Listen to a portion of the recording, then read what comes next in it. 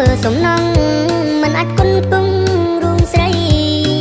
អូនក៏ដឹងតែថ្លៃបងក្រប៉ុណ្ណា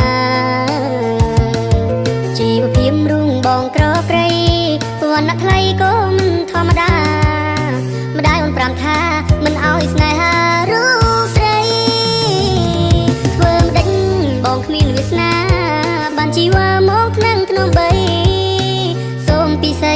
ស្ដាប់តាមម្ដាយចង់ជីវ៉ាកុំមិនតទាំងតងនឹងបងជាមនុស្សដែលខ្សោយការសិក្សាប្រាក់ខែមិនស្មើជីវ៉ាចាយមួយថ្ងៃបងត្រឹមជាជាងសំណងខោអាវមិនសមនឹង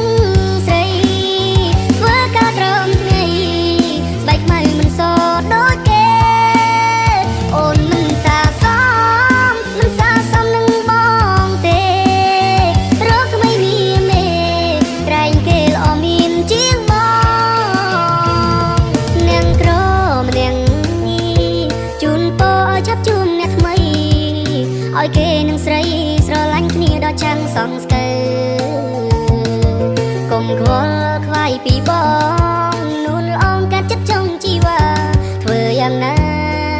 ជានាងបងគ្មាននិស្ស័យបានរស់ថ្លៃនៅក្បែរឡើយ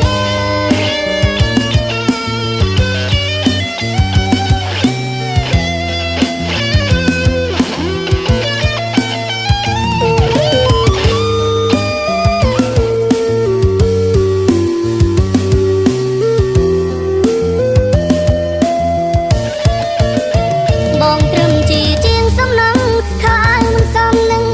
ស្រីធ្វើការត្រឹមថ្ងៃស្បែកខ្មៅមិនសដូចគេអូនមិនសាសមនឹងបងទេរកថ្មីមានមេក្រែងគេល្អមានជាងបងនាងក្រម្នាក់ជូនពរឲ្យចាប់ជួបអ្នកថ្មីឲ្យគេនឹងស្រីស្រឡាញ់គ្នាដល់ចាំងសងស្កើកុំខ្វល់ខ្វាយពីបងនួនល្អងកាត់ចិត្តចង់ជីវ៉ាធ្វើយ៉ាងណាជានាងបងគ្មាននិស្ស័យបានរស់ថ្លៃនៅក្បែរឡើយជាងសំណងខោអាវមិនសមនឹងស្រីធ្វើការក្រំថ្ងៃស្បែកខ្មៅមិនស